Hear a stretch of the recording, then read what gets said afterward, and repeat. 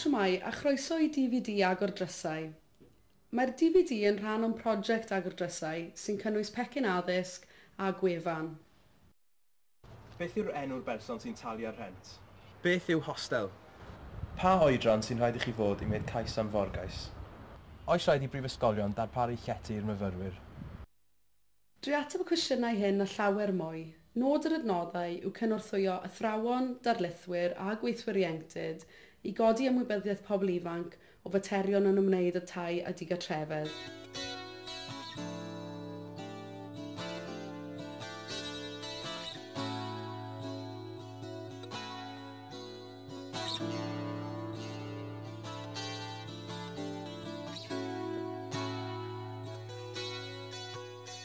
Ein bwriad yw codi ymwybyddiaeth a dealltwriaeth pobl ifanc o ddigartrefedd, ond hefyd i dynnu ei sylw at obligiadau gadel gatref a byw'n annibynnol am y tro cyntaf.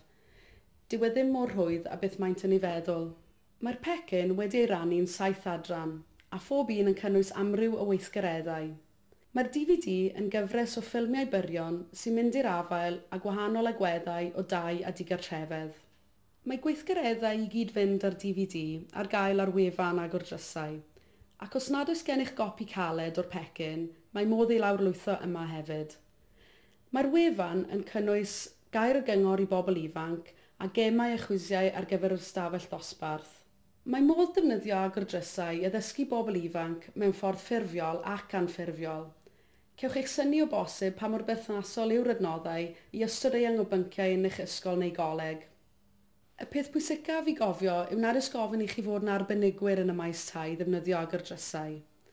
Mae'r atebion i'r holl gwisiau a chwestiynau wedi cynnwys yn y pecyn ac ar y wefan. Os hoffech gefnogaeth neu hyfforddiant ar sut i ddefnyddio'r adnoddau, cysylltwch â Gwasanaeth Addysg Sialta Cymru. Mae'r manylion cyswllt ar gael ar y wefan Agor Drysau.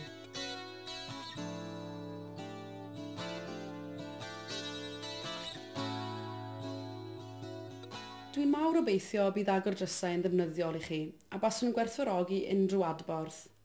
Os oes gennych chi unrhyw ddeunydd dysgu ar dai y digartrefedd yr hoffech ei rannu, rhowch wybod ac fe wnawn ni ychwanegu at wefan Agor Drysau fel enghreifftiau arfer dda.